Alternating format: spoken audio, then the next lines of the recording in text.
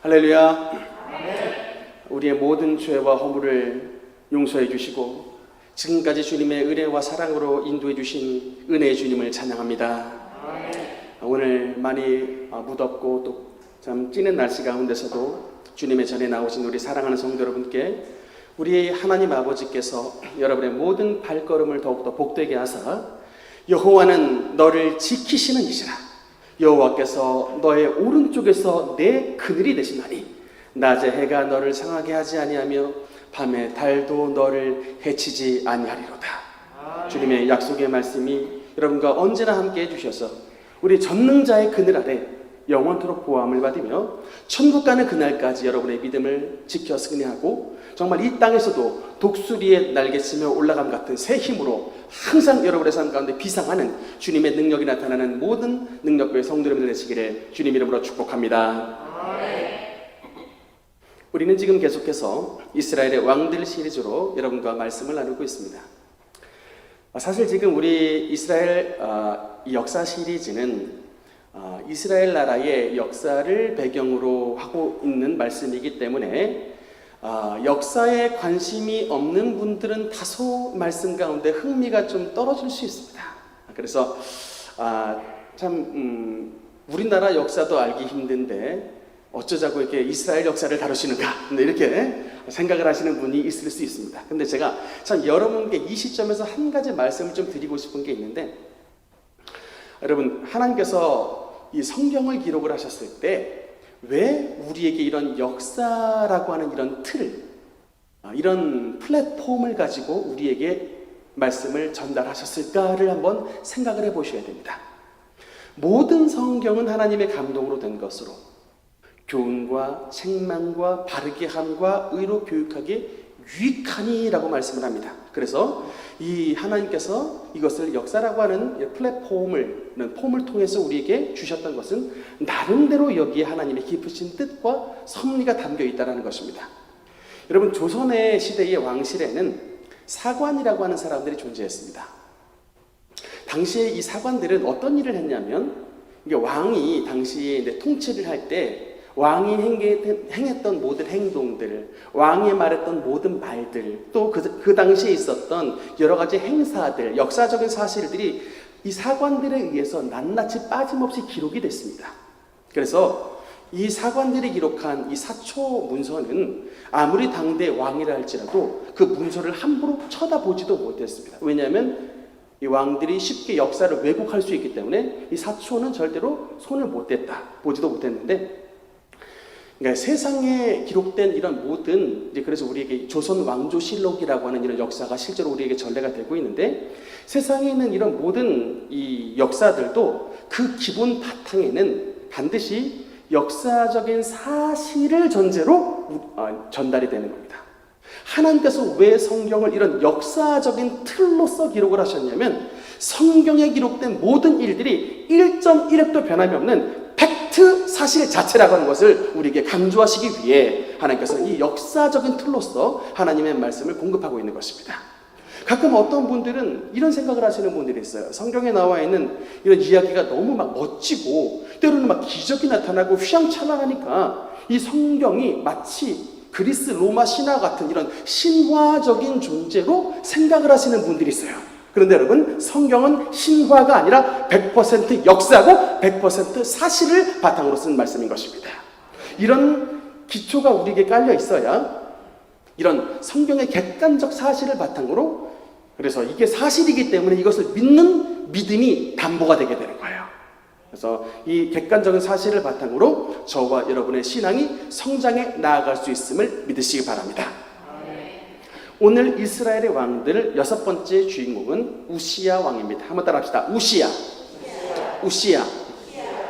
그럼 이 우시야 왕은 남유다를 다스렸던 10번째 10대 임금입니다.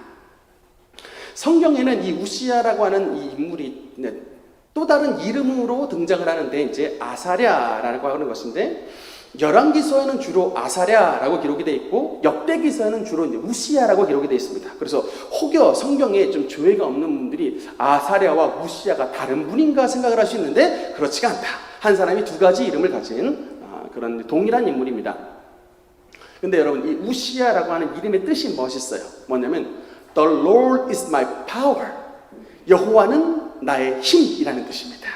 야로 끝나죠? 야는 야훼, 여호와라는 뜻이에요. 하나님은 여호와는 나의 힘, 이런 뜻이 바로 이제 우시야라는 뜻인데, 정말 여러분 그 이름처럼 이 하나님의 놀라우신 힘과 도움을 받은 왕이 바로 우시야 왕입니다. 오늘 15절의 말씀의 표현처럼 그의 이름이 멀리 퍼짐은 기이한 도심을 얻어 강성하여짐이더라 라고 하는 말씀이 나와 있습니다. 네, 강성하여, 기이한, 그러니까 이 기적적인, 하나님의 기적적인 힘을 얻어 강성하여졌던 왕이 바로 이제 우시야 왕이었다라고 성경은 증거합니다. 오늘 대한민국을 살아가는 청년들을 일컫는 단어 중에 어떤 표현이냐면 N4 세대라고 하는 이런 표현을 씁니다. 아마 여러분도 좀 들어보셨을 텐데, 우리 오늘날 청년들이 특별히 이제 살아가면서 연애와 결혼과 출산, 이것을 포기했다 해서 3포 세대, 세 가지를 포기한 세대라 해서 3포 세대로 부르기도 하고, 이 3포에다가 내 집 마련과 또 인간관계라고 하는 것까지도 포기했다 해서 5포 세대로 부르기도 합니다. 또 어떤 사람은 여기에다가 꿈과 희망이라고 하는 꿈, 희망을 더 포기했다 해가지고 7포 세대로 부르기도 합니다. 근데 이러다 보면 뭐 나중에 막 10포 세대, 막 100포 세대 막 이러고 나올 것 같으니까 그냥 뭐 뭘 갖다 붙인지 넘버, N자를 붙여가지고 N포 세대라고 이제 부르는 이런 호칭이 있는데, 정말 참 이 시대에 많은 청년들이 자신의 젊음과 이 젊음의 가능성을 알지 못하고 이 능력을 참 과소평가하면서 일찌감치 인생의 경주 초반서부터 일찌감치 그냥 포기를 하고 인생 경주에 들어가는 이런 청년들이 대한민국 땅에 너무나 많이 있다는 현실이 너무나도 여러분 안타까운 상황입니다. 그런데 이제 이런 관점에서 어떻게 청년 여러분, 오늘 본문의 우시야를 여러분 이 청년의 관점에서 어떻게 출발했던 인물이었는가를 한번 살펴보시기 바랍니다. 역대하 26장 1절에 보면요, 역대하 26장 1절에 유다 온 백성이 나이가 16세 된 우시야를 세워 그의 아버지 아마샤를 대신하여 왕으로 삼았다라고 성경이 기록을 하고 있습니다. 우시야가 여러분 그의 나이가 왕 위에 올랐을 때 몇 살이라고 말씀을 합니까? 16세였다라고 말합니다. 우리로 말하면 이제 중학생 정도가 됐던 그 시기에 왕 위에 올랐던 인물입니다. 왜 이렇게 어린 나이에 왕 위에 올랐는가 사정을 봤더니 그의 아버지 아마샤가 갑자기 돌아가셨어요. 근데 그것도 그냥 돌아가신 게 아니고 암살로 돌아가셨어요. 여러분 우리 대한민국의 전임 대통령이었던 박근혜 대통령이 탄핵을 당했는데 그 국정농단 사건이 나타났던 그 최씨 가문과 얽혀졌던 이 첫 번째 얽힌 게 바로 그의 어머니 유경수 여사가 암살로 돌아가셨던 그 트라우마가 첫 번째 이게 발단이 됐던 거예요. 그 사건으로 말미암아 그 최씨 집안과 연결이 돼가지고 그 집안과 지내면서 이제 거의 그 집안과 하나가 돼가지고 나중에 대통령이 됐을 때 국정농단을 일으켰던 것인데, 그만큼 그 당시에 영예 박근혜 양에게는 어머니 유경수 여사가 돌아가셨던 게 인생에 지울 수 없었던 큰 트라우마였습니다. 마치 근데 여러분 오늘 본문의 우시야가 그런 출발점에서 시작을 했던 거예요. 16살에 아버지 아마샤가 신하의 손에 암살을 당했던 상태에서 출발을 했다. 그런데다 여러분 마태복음 1장의 그 족보를 보면 마태복음 1장 8절에는 이런 말씀이 있습니다. 한번 같이 읽겠습니다. 시작. 아사는 여호사밧을 낳고, 아멘.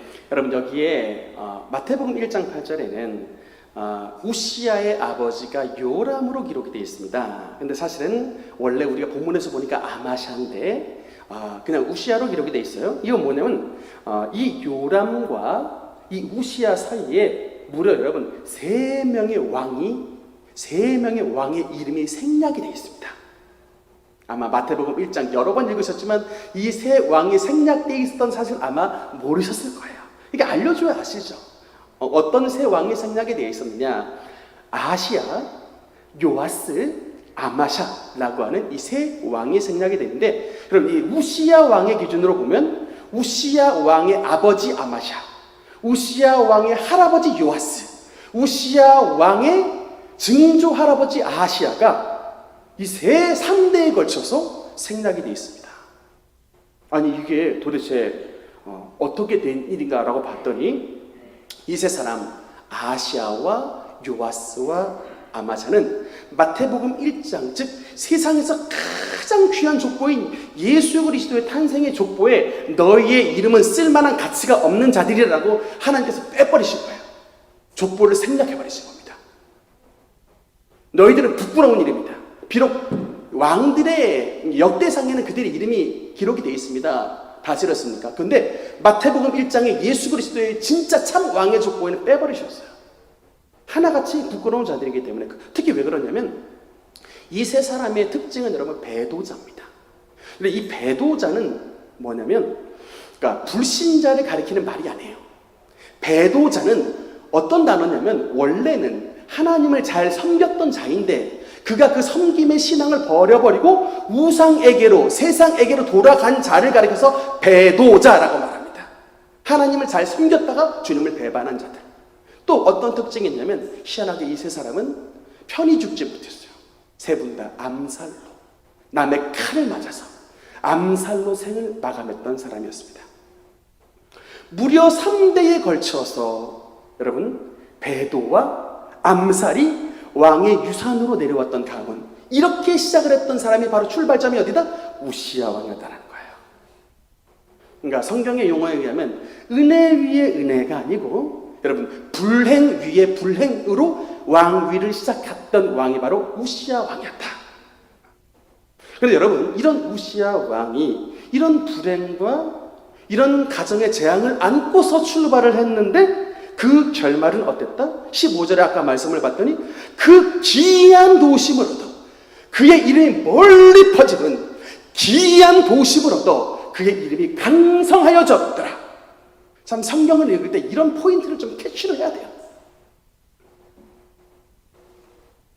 참 여러분 얼마나 하나님의 도우심이 참 나타났던지 이 기이한 도우심은 성경에서 기적이라는 단어로 쓰이니까 이적, 기사라는 단어와 동일한 겁니다. 하나님의 기적이 함께하여라는 뜻입니다. 그래서 강성해졌는데 얼마나 참 강성해졌는지 참 보니까 일단 나가는 전쟁마다 승리합니다. 여러분 당시에 말씀드렸죠? 이스라엘의 모든 왕들의 의무는 모든 전쟁의 선봉에 서야 될 의무가 있었던 게 바로 왕의 의무였다고. 근데 잘못하면은 왕 전쟁 나가서 선임 왕들처럼 다 죽습니다. 그런데 이 우시야 왕은 하나님께서 얼마나 많이 도우셨든지 나가는 모든 전쟁들마다 다 이겨요. 지도를 한번 보면요, 그 시절에 여러분 얼마나 영토가 확장이 됐든지, 여러분 제가 지난번 말씀을 드렸을 때 북이스라엘은 10개의 지파, 남유다는 2개의 지파라고 말씀을 드렸습니다. 그런데 10개가 많아요, 2개가 많아요? 당연히 10개가 많으니까 첫 출발점부터는 남유다는 작게 시작을 했습니다. 2개의 지파니까. 그런데 이 여러분 우시야 때에 얼마나 하나님께서 그 우시야 왕에게 전쟁의 능력을 더하셨든지 나가는 전쟁마다 다 승리해가지고 왼쪽으로는 블레셋 정복하고요, 밑쪽으로는 에돔 지방 점령하고 또 아람도 정복하고 또 아라비아도 정복하고 나가는 전쟁마다 승리하게 하셨어요. 저는 도대체 이 일이 어떻게 일어났는가 봤더니 이 시기 때 엄청난 무기가 발견이 됩니다. 무기가 발명이 되는데, 네, 다음 화면. 이 시대 때에 이 투석기가 제조가 돼요. 그러니까 여러분 이 포탄이 없던 시대입니다. 근데 이 시대 때는 그냥 잘해야 철칼 들고 싸우면 땡큐예요. 그런데 얼마나 하나님께서 이 시대에 또 능력 있는 사람들을 우시야에게 다 공급해 주셨는지 머리가 너무나도 좋은 사람들이 막 참모진으로 와가지고 이 전쟁에 여러분 투석기가 탁 발명이 돼가지고 나가는 전쟁마다 엄청난 돌들로 저 성들을 다 그냥 박살을 내는 현대판 대포가 그냥 팍 지워진 거예요. 그러니까 나가는 전쟁마다 막 승리를 해버리죠.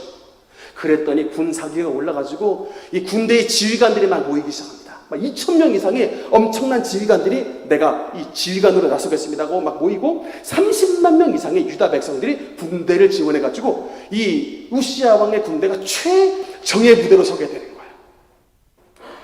그런데다가 여러분 이 시대 때에 하나님께서 우시야에게 능력을 더하셔가지고 어떤 또 축복을 주시는지 압니까? 아까 지도를 잠깐 보면요, 저기 맨 밑에 엘롯이라는 곳이 있는데 여러분 저기가 원래 에돔 땅이었습니다. 근데 저 에돔 땅에 다스렸던 곳이 한때는 솔로몬이 저기를 정복해서 저 항구를 통해서 여러분 에시온 게벨 이 오빌의 금들을 저 항구로 들어왔었는데 그동안 뺏겼다가 다시 엘롯을 이제 정복했는데 저 자리에 꼭 에시온 게벨이 있습니다. 그 무역함을 통해서 엄청난 부가 들어옵니다. 이사야서 3장에 읽어보면요, 그 당시에 여러분 여인들이 몸에 꾸몄던 치장품들이 성경에 기록이 되어 있어요. 이런 장식품들이 뭔지도 모르겠습니다. 향악, 여자분들 아십니까? 발목사슬, 호신부, 이래가지고 한 열 몇 가지 여인들 당시에 꾸미는 아이템들이 나오는데 이게 우시야 왕의 시대에 여인들이 장식했던 장식품들이에요. 오늘날로 말하면 샤넬 백 정도 되지 않을까라고 생각을 하는데, 어쨌든 참 여러분 가난한 나라 백성들이 샤넬 백 들 수 있냐고요? 여러분 그 백을 들 수 있다는 것은 우리 대한민국이 나름대로 잘 사는 나라가 됐다라는 표시 아니겠습니까? 여인들이 이런 휘황찬란한 막 장식품들을 몸에 시장했다는 것은 그만큼 이 우시야 왕의 시대에 엄청난 무역을 통해 재물이 나라 안으로 막 침입해 들어가지고 태평성대가 이루어졌던 거예요. 그런데다가 여러분 마지막 우시야 왕이 또 뭐도 잘했냐면 농사도 잘죠. 목축도 잘하셔. 참 여러분 이 26장 10절에 보니까 가축을 많이 길렀습니다. 또 여러 산과 좋은 밭에 농부와 포도원을 다스리는 자들을 두었으니 농사를 좋아함이었더라. 사람이 사실 달란트가 한 가지만 있어도 대단한데 이 분은 어떻게든지 막 싸움도 잘하시고요, 무역도 잘하시고 뭐 거의 솔로몬 비슷해. 농사도 잘 지시고 목축도 잘하시고 어쩜 이렇게 다 잘하는 왕이 되셨나 몰라. 근데 여러분 여기에 하나님께서 코멘트 한마디를 하십니다. 이렇게 되면 그가 하나님의 정말 기적적인 은혜를 얻어 강성하여짐이었더라 라고 말씀을 하고 있는 것입니다. 이 모든 축복은 우리는 생각하죠. 참 저 우시야라고 하는 사람이 엄청 잘난 사람이구나 라고 생각하기 쉽지만, 우시야라고 하는 사람이 엄청난 좋은 가문에서 아버지의 후광을 힘입어가지고 출발했구나 라고 생각하기 쉽지만, 여러분 분명히 말하기를 하나님의 성경은 우시야는 16살 너무나도 어린 때 아버지 부왕이 그야말로 살해를 당했던 이런 출발점에서 시작을 했지만, 오직 하나님 전능하신 아버지를 의지했기 때문에 그 하나님의 도우심을 받아 여러분 솔로몬 이후에 가장 강성한 왕으로 성장하는 놀라운 축복을 누렸다고 성경은 증언하고 있는 것을 믿으시기 바랍니다. 여러분 우리가 이 땅 가운데서 여러분 그래서 적어도 하나님을 믿는 사람이라면, 적어도 여러분 말씀을 통해 우시야의 하나님이 저와 여러분의 아버지 되심을 믿는 이상 이 땅 가운데서 좌절하시면 안 돼. 이 땅 가서 여러분 절대로 우울증에 걸리시면 안 돼. 이 땅 가운데 생을, 하나님이 주신 수를 누리기 전에 이 땅 가운데서 내 스스로 생명을 끊는 이런 죄를 저질러서는 안 돼. 왜요? 하나님이 저와 여러분의 도움이 되시는 하나님이시기 때문에 여러분 하나님의 말씀을 자꾸 말씀은 말씀이고 내 삶은 내 삶으로 구별해 놓으니까 믿음이 없지만, 하나님의 말씀을 믿는 이상 그 하나님이 지금도 여전히 살아계심을 믿기 때문에 절대로 여러분 우리는 쉽게 좌절하거나 쉽게 우울하거나 쉽게 우리의 삶을 포기하는 이런 불신앙의 행동을 보이지 말아야 된다는 사실을 믿으시기 바랍니다. 하나님을 믿는 사람은 맨손으로 시작했지만 여러분 그 인생의 마지막은 맨손으로 결단코 끝나지 않습니다. 여러분 이 야곱이 주님 앞에 고백을 했습니다. 정말 내가 하나님 앞에 지팡이를 가지고 강을 건넜는데 하나님 내가 20년 있다가 다시금 되돌아왔을 때는 양떼를 2떼나 이루었습니다 라고 고백을 합니다. 여러분 우리 처음 교회 오신 분들은 아마 잘 모르시겠지만 우리 능력교회 역사가 15년입니다. 근데 우리 능력교회 15년 역사가 바로 이런 하나님의 기이한 능력과 하나님의 강성케 하심의 역사를 우리 가운데 증명하고 있는 것입니다. 여러분 우리 능력교회는 15년 전 고양시의 덕이안구 덕은동이라고 하는 그 정말 외진 곳, 그것도 교회를 세웠는데 얼마나 후미진 곳에 동네에 후미진 곳에 세웠는지 사람들이 교회가 있는 줄을 몰랐어요. 그런 곳에 교회를 세웠는데 정말 여러분 그 당시에 이 교회를 우리가 그냥 하려고 한 게 아니라 교회에서 쫓겨났어요. 전에 있던 행신동에 있던 어떤 교회에서 청년들 우리가 참 열심히 신앙생활 했었는데 말하자면 길지만 어쨌든 교회에서 쫓겨났습니다. 갑자기 빈손으로 쫓겨났는데 그러면서 그때 쫓아냈을 때 우리에게 약속을 했어요. 그래도 너희를 빈손으로 쫓아낼 수는 없으니 너희에게 1,000만 원을 주겠다. 1,000만 원을 주는데 우리도 목돈이 없으니까 50만 원씩 2년에 걸쳐서 너희에게 이제 계좌 이체를 해줘가지고 1,000만 원 이제 주겠노라라고 해서 그 약속을 믿고 그 당시 교회를 시작할 때 스타렉스 차량 할부를 아주 야심차게 했는데 딱 3번 오고 할부는 그것으로 저희의 소관이 되어버렸습니다. 딱 3번 했어요.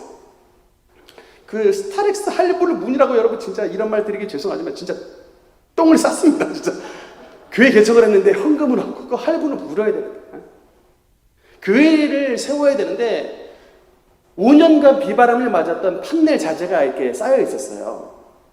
얼마나 때같이 들었던지 5년간 비바람에 맞았던 판넬 자재가 이제 있었는데 그것을 세우는 비용이 300만 원 든다고 그러더라고요. 근데 우리 교회 구성원이 다 대학생들이야. 돈이 있는 사람들이 없어. 300이 필요한데 교회를 세워야지 교회가 뭐 예배를 드릴 거 아니겠습니까? 하는 수 없이 제가 가장 사랑하는 친구 큰샘 집사, 저기 그 당시에 논산훈련소에 정훈장교로 군 복무하고 있었던 그 친구를 찾아가서 300을 얻어와가지고 그것으로 시작됐던 교회가 우리 능력교회입니다. 이름을 능력이라고 줬는데 능력이라고 하는 것은 찾아볼 수가 없어요. 앞에 무자를 딱 붙이면 맞아. 무능력교회. 그게 딱 맞아요. 그 당시 우리 박정자 지금 집사님이 되셨는데 성도님이 우리 교회에 유용상 장로님의 인도함을 받고 오셨는데 교회, 그러니까 유용상 장로님 인물도 좋으시고 학교에서 뭐 스타 강사셨거든요. 뭐 따르시는 분이 너무 많아가지고 이분이 다니시는 교회에는 내가 좀 가보고 싶다 그래가지고 불신자셨던 분이 교회 처음으로 발걸음을 옮겼는데 와서 봤더니 웬걸 오두막에 서 있는 거예요. 얼마나 마음에 참 실망이 오셨던지 지금도 기억이 납니다. 박정자 성도님 오신 지 얼마 안 됐는데 교회 안에 못 들어오셔요. 문 밖에 서가 이렇게 고개를 숙이고 계셨던 그 기억이 아주 선합니다. 그렇게 시작을 했던 정말 우리 교회였는데 15년이 지난 여러분 지금 어떻겠습니까? 15년이 지난 지금 찬송가를 불러요. 황무지가 장미꽃같이 피는 것을 볼 때에 이건 참 우리 교회를 위한 찬송이다. 정말 여러분 그 덕은동 그 시절은 황무지였고요. 여기는 장미꽃입니다. 아마 보셨던 분들 아멘 하실 거예요. 아멘. 정말 황무지가 장미꽃같이 피었어요. 정말 여러분 이 계획은 우리가 생각하고 우리가 그린 그림이 아니에요. 정말 그냥 하나님의 말씀 순종하고 하나님의 말씀 믿고 하나님 말씀 정말 의지하여 정말 여러분 그냥 에스더의 고백처럼 죽으면 죽겠습니다 라고는 고백 그냥 믿고 갔어요. 그랬더니 하나님께서 그냥 이 15년 만에 하나님께서 정말 이렇게 좋은 땅, 이렇게 좋은 곳, 이렇게 아름다운 성전, 이렇게 좋은 성도님들과 이렇게 좋은 도시에서 하나님을 경배하고 하나님 앞에 예배를 드릴 수 있는 정말 놀라운 살아계신 하나님의 축복을 우리에게 허락해 주신 것을 믿으시기 바랍니다. 마태복음 7장 11절에는 우리에게 이렇게 말씀합니다. 하물며 너희가 악한 자라도 좋은 것으로 자식에게 줄 알거든 하물며 하늘에 계신 너희 아버지께서 구하는 자에게 좋은 것으로 주시지 아니하겠느냐. 이 하나님의 말씀을 믿는 성도들 되시기를 주님 이름으로 축원합니다. 그런데 여러분 이 우시야가 하나님의 이런 기적적인 도움을 받은 데는 정말로 중요한 힌트가 성경 가운데 기록이 되어 있습니다. 여러분 역대하 26장 5절 여긴 참 중요한 힌트가 기록이 되어 있는데 한번 같이 읽겠습니다. 시작. 하나님의 묵시를 밝히 아는 스가랴가 사는 날 동안에 하나님을 찾았고 그가 여호와를 찾는 동안에는 하나님이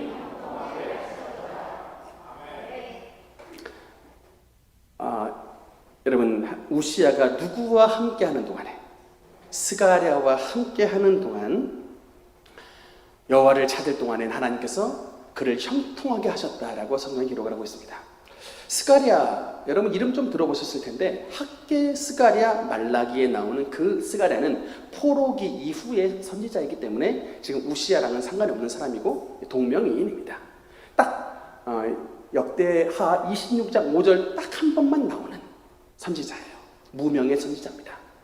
그러나 어떻게 소개가 하고 있냐면 그렇지만 무명이었지만 그분의 특징은 하나님의 묵시, 즉 하나님의 계시의 말씀을 밝히 알아서 그 밝히 아는 말씀으로 왕 우시야를 잘 지도해주고 하나님의 길로 인도했던 선한 선지자였다라고 말씀을 합니다. 하나님의 예언의 말씀을 듣고 그 말씀을 밝히 깨달아 왕을 조력해줬던 참 선한 선지자였죠. 이런 사람을 가까이 했다. 여러분, 사실 성경을 조금 자세히 읽다 보면 대부분 하나님의 앞에서 선하고 성공했던 왕들 있죠. 다윗이나 또 지난 시간에 나눴던 아사 왕이나 또 여호사밧 같은 이런 모든 사람들의 특징은 다 바로 하나님의 선지자들을 그 곁에 두었다라고 하는 참 은혜의 특징이 있습니다. 다윗에게는 선지자 나단, 갓 같은 이런 선지자들이 있었고, 또 아사 왕에게는 오뎃이라고 하는 선지자가 있었고, 또 지난 시간에 나눴던 여호사밧 왕에게는 야시엘이라고 하는 이런 선지자가 그 곁에 있었죠. 그래서 전쟁에 나가서 승리할 것이다 라고 예언을 주었던 이런 하나님의 선지자들과 가까이 했던 그런 특징들이 있습니다. 그런데 훌륭한 왕들은 이런 주님의 선지자들을 가까이 했는데, 그렇다면 실패한 왕들, 하나님 앞에 성공하지 못했던 왕들은 왜 그 시대에도 하나님의 선지자들이 있었는데, 그럼 왜 그분들은 하나님의 선지자들과 가까이 하지 못했을까? 여러분, 그 이유를 한번 생각해 보셨습니까? 훌륭한 선지자들은 특징이 있습니다. 이분들은 하나님의 말씀을 받는 사람들이요. 그리고 그 하나님의 말씀을 받는 그대로 왕에게 직언하는 사람입니다. 마치 여러분 나단이 하나님의 계시를 받아가지고 다윗에게 당신이 바로 그 사람이라, 당신이 바로 하나님 앞에 범죄했던 그 사람이라 라고 직언했던 그런 사람들 곁에 두는 거예요.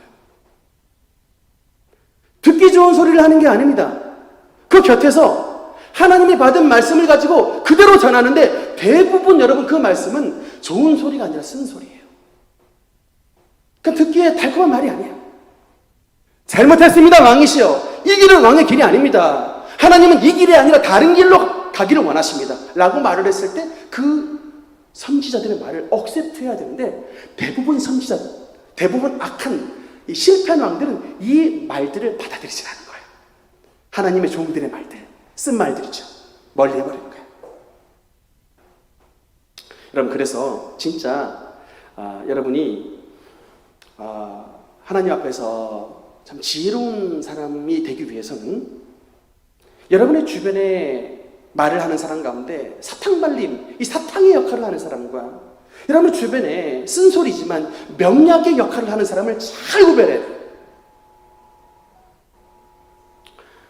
그래서 여러분 참 이런 쓴소리를 하지만, 때로는 이런 쓴소리를 하지만 그런 그 쓴소리를 통해 우리에게 하나님의 명약을 공급해 주는 하나님의 사람을 가까이 하면, 그게 참 여러분의 삶 가운데 결국은 여러분을 치유해 주시고 여러분 하나님의 길로 인도해 주시는 귀한 은혜를 누리게 되는 것입니다.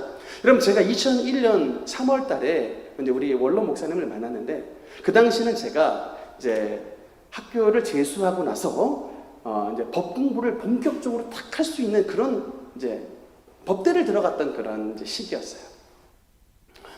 신입생 환영회가 있었던 날, 참 우연하게 교회 형님한테 이끌림을 받아가지고 덕운동에 왔는데, 그것을 인연으로 해가지고 제가 성령 충만함을 받았는데, 성령 충만함을 받은 지 2주가 채 안 돼가지고 하나님께서 저에게 사명을 주시는 거예요. 나는 너를 지명하여 나의 종으로 불렀다 라는 응답을 주시는 거예요. 이 말은 제가 목사가 되어야 된다고 하는 말도 안 되는 응답을 주신 거예요. 이런 현실은 완전 저에게는 멘탈 붕괴였습니다. 내가 신학교를 가려고 했으면 나는 그 당시 그냥 정말 쉽게 장학금을 받으면서 신학교를 갈 수 있는데, 못하려고 내가 이 힘들게 재수 공부해가지고 법대를 갔는데 하나님이 나를 주의 종으로 부르신다고 하니 이 말이 믿어지지가 않는 거예요. 그래서 제가 상담을 무척 많이 했습니다.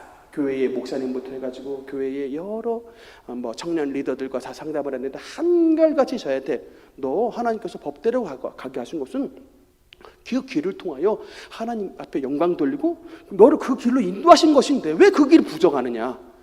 그 길을 인도하시는 하나님의 역사가 있을 것이니 그 길로 가서 하나님 나라에 그래서 제가 그 당시 제 책에 항상 뭐라고 썼냐면 하나님의 법을 이 땅 위에, 제가 멘트가 바로 이것이었어요. 하나님의 법을 이 땅 위에. 제가 이제 어떻게든 내가 유능한 법조인이 돼가지고 하나님 앞에 영광 돌리겠습니다. 그런데 덕은동에 가서 기도를 받으면 등짝을 그냥 맨날 맞는 거예요. 왜 세상에 욕심을 품었느냐? 그러면서 막 등짝을 맞는 거예요.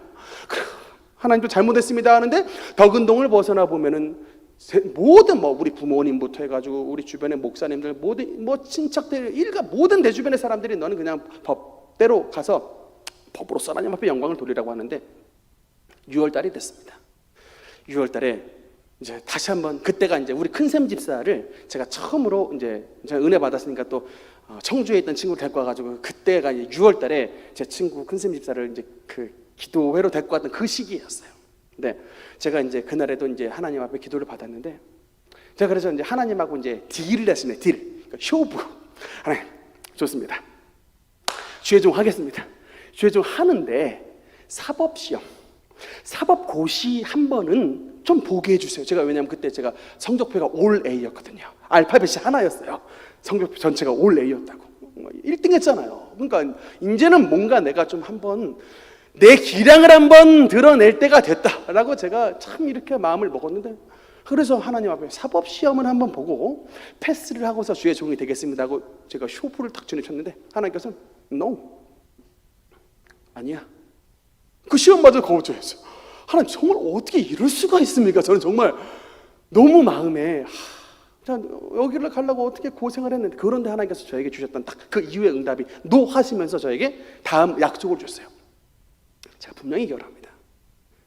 대한민국 땅에서 변호사가 되는 건, 제가 아마도 변호사는 정도는 될 수 있을 건가 봐요. 하나님께서 저에게 그렇게 응답을 주셨어요. 대한민국 땅에서 변호사가 되는 것은 그냥 대한민국 땅에서 유명해질 뿐이다. 그러나 나는 너를 세계적인 종으로 들어쓰길 원하노니 너에게 하나님의 능력이 나타날 때 너는 세계적인 종으로 쓰임을 받으리라. 그 약속을 주셨어요. 세계적인 종이 뭔지도 모르고 저는 그냥 속으로 딱 그냥 사법시험 한 번만 봤으면 손이 없겠는데 하나님께서는 저에게 그 약속을 주셨어요. 그리고 그 약속을 받았던 게 2001년 6월 달이었는데 2007년 7월 달에 이제 개척을 했습니다. 세계적인 종은 고사하고 이 덕은동 이 무능력과에만 탈피했으면 좋겠는 거예요. 진짜 이곳만 벗어났으면 하나님 여한이 없겠습니다. 그런데 저는 저 주특기는 하나 뭐냐면, 아무리 안 믿어줘도요 하나님께서 저에게 약속을 준 이상 저는 그 하나님의 약속을 저의 마음 가운데 씨앗으로 심습니다.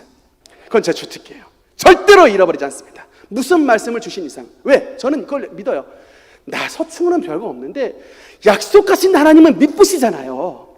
약속하신 하나님은 허언을 하실 리가 없습니다. 내가 모자르고 내가 부족해서 내가 믿음이 없어서 문제지, 한 번 약속하신 이상 아버지는 약속을 반드시 이루시는 분이에요. 저는 그렇기 때문에 아버지께서 아버지의 이름으로 약속하신 이상 어떤 약속을 주시든지 저는 마음에 씨앗으로 심어버립니다. 날 때까지 부지런히 물을 줘요. 부지런히 농사 짓는 거예요. 그 약속이 1년, 2년, 3년, 4년, 5년, 10년, 15년 차가 지나가도 저는 그 약속을 붙잡는 거예요.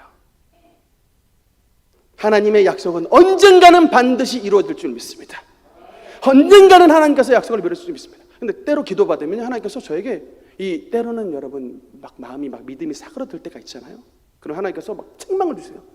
내가 너에게 준 믿음의 씨앗을 왜 큰 비전을 품지 않냐고, 왜 이렇게 작게 생각하느냐, 왜 작게 꿈을 품느냐, 내가 너에게 큰 비전과 꿈을 주었거늘 왜 작게 생각하느냐, 하나님을 믿고 믿음으로 나아가라고 하나님께서 책망하시는 거예요. 믿고 나아가라고. 네 힘이 아니라 우시야를 강성케 하신 그 하나님이 너와 함께 하시니 그분의 약속을 믿고 믿으라는 거예요. 믿고 나아가라는 거예요.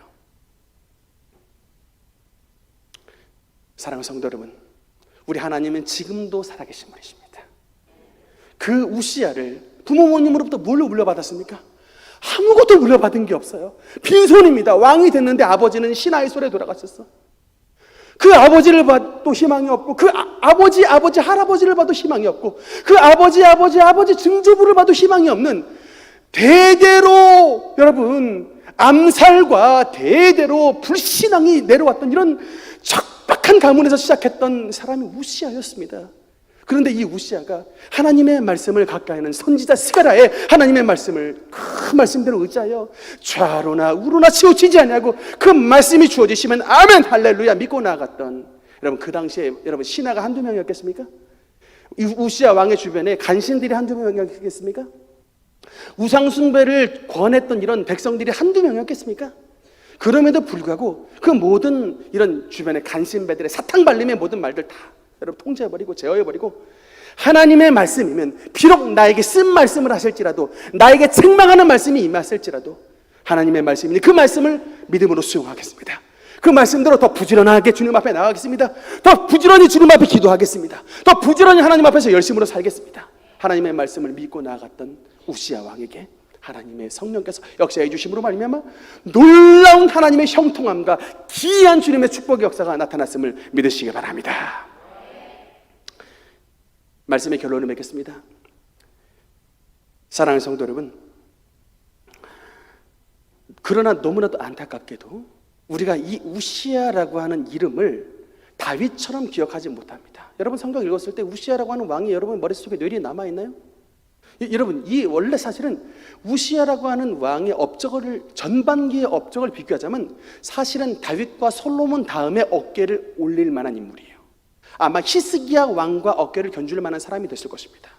그런데 이 우시아 왕이 너무나도 잘 나갔잖아요. 막 하는 대로 축복받고 하는 대로 범사가 형통한. 그런데 선지자 스가랴가 죽고 난 다음 하나님의 말씀을 전달해 줄 사람이 없고 이제 주변에 간신배들을 또 등용하며 쓰면서 마음속에 늙음하게 교만이 찾아왔어요. 교만이 찾아와서 그 교만이 어떤 행동으로 나타났느냐면 반드시 하나님의 제사장들만 주님의 성전에 들어가 분향할 수 있는 이 권한을, 이 예배권을, 이 제사권을 무시하고 자기가 왕이기 때문에 내가 못할 것이 무엇이냐, 그 제사장의 손에 있는 분향 횃불을 뺏어서 지가 들어가서 하나님의 향단에 분향하려고 하는 순간 그 이마에 문둥병이 발하여 그 즉시로 그 귀하게 성공했던 우시아 왕이 일평생 문둥이가 되어 별궁에 따로 거하고 문둥병자로 생애를 마감하는 이런 너무나도 비참한 지경에 이르렀습니다. 여러분 사진에 보면 나병에 걸린 우시아 왕이라는 그림이 나오는데 이게 그 유명한 렘블란트라고 하는 네덜란드 화가가 그린 그림입니다. 옷은 왕복을 입고 있지만 얼굴에 나병에 발하여 저 모습. 이 렘블란트는 이것을 통해 우리에게 무엇을 말하고자 할까요? 너희도 바로 이 우시아 왕이 될 수 있다는 거예요. 너희의 노년에, 너희의 말년에 그렇게 하나님 앞에 이 가문의 모든 저주를 극복하고 일어나 놀라운 강성함과 승리의 은혜를 누렸던 너희가 말년에 하나님 앞에 신앙을 잘 유지하지 못하여 너희의 말년이 저런 나병 걸린 우시아 왕처럼 그렇게 졸업할 수 있다는 것을 렘블란트는 저 그림을 통하여 우리가 말을 하고 있는 것입니다. 우리 지금 나이가 드신 성도 여러분, 저는 우리 특별히 능력교회 가운데 나이가 드신 성도님들 위해서 많이 기도합니다. 저는 진짜 그래요. 우리 청년들을 위해서도 기도하지만 우리 어르신들을 위해 많이 기도해요.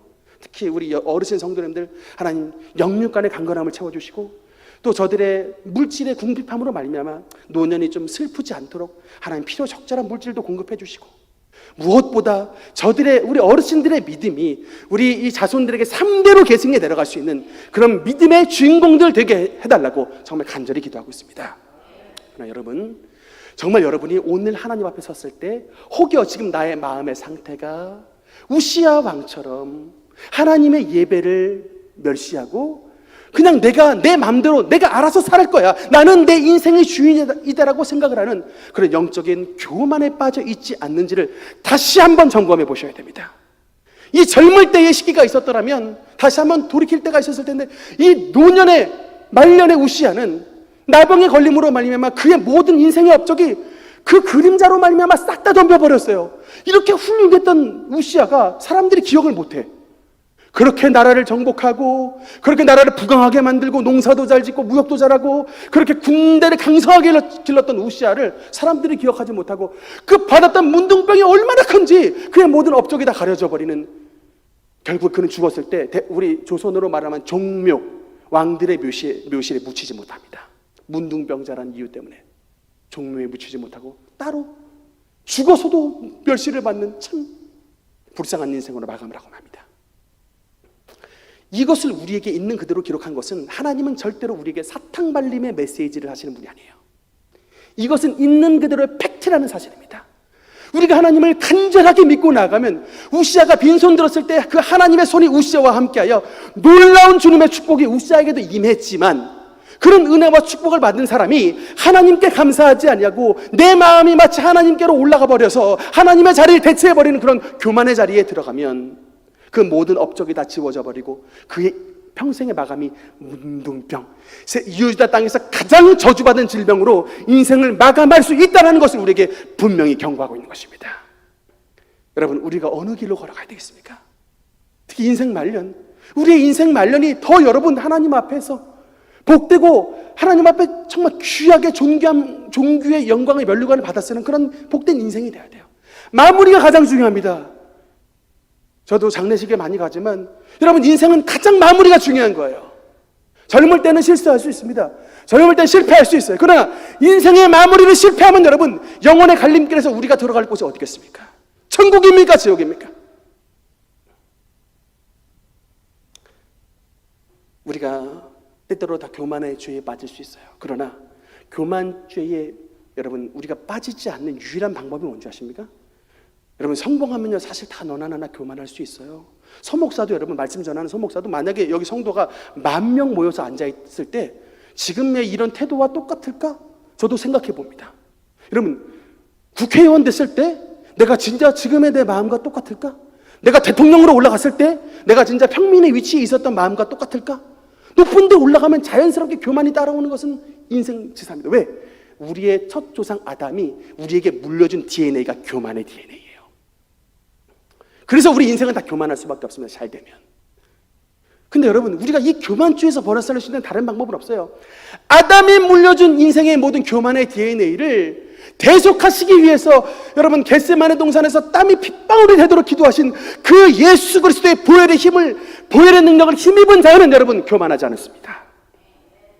예수님의 보배로운 피를 우리의 마음속에 뿌린 자는 교만하지 않고 겸손할 수가 있어요. 그리고 그 겸손하기 위해 주님 앞에 나와 예배를 드리는 것입니다. 여러분, 예배를 드릴 때 지각하는 사람, 여러분 마음속에 겸손함 없는 사람이요. 여러분, 대통령 만나러 갔을 때 지각합니까? 대통령 만나러 갔을 때 이렇게 여러분 무성의하게 가냐고요? 대통령보다 훨씬 더 존귀하신 아버지를 만나러 가는데 지각이란 단어는 있을 수 없는 일이에요. 하나님은 우리 대통령보다 위대하시고 높으신 분이지만 우리를 사랑하시기 때문에 용서하시지, 여러분 그래서 율법을 알아야 되는 거예요. 법이 뭔지를 알아야 내가 지금 은혜 가운데 거한다는 것을 알 수 있는데, 율법은 다 제껴두고 법이 뭔지를 모르면서 그냥 은혜 타령만 하고 있으니까 값싼 복음이 되어버리는 것입니다. 예수의 피는 우리를 값싸게 만드는 게 아니에요. 그 모든 여러분 저주받을까 버림을 받을 수밖에 없는 이런 저와 여러분의 모든 행악을 대신 짊어지시고 예수님께서 피를 흘리셨기 때문에 그 피로 말미암아, 너무나도 귀한 피로 말미암아 우리를 구속하시겠는데, 그 피가 너무나도 귀하기 때문에 공짜로 주시는 거예요. 여러분, 햇빛을 값으로 환산할 수 있습니까? 태양빛을 값으로 환산할 수 있어요? 얼마면 햇빛을 사겠습니까? 그래서 공짜로 주시는 거예요. 무가치해서가 아니라 인류에게 가장 귀한 은혜이기 때문에 그 가장 귀한 햇빛과 같은 예수 그리스도의 보혈의 은혜를 거저 주시는 거예요. 우리 마음속에 잠들어 있는 모든 우시아 왕의 교만을 다 예수 그리스도의 이름으로 여러분 죄사함을 받고 우시아 왕과 함께 하신 하나님을 믿고 소망하여 여러분 삶 가운데 주님의 놀라우신 기적과 축복과 놀라운 은혜의 주인공으로 여러분 이름이 하늘나라 생명록 책에 온전히 기록되며 여러분의 삶 가운데 주님의 밝은 빛이 비춰짐으로 말미암아 많은 잃어버린 사람들이 여러분의 은혜 받음을 통해 주님 앞으로 나올 수 있는 귀한 축복의 삶으로 마감하시는 귀한 주님의 인생들 되시기를 주님 이름으로 축원합니다. 기도하시겠습니다.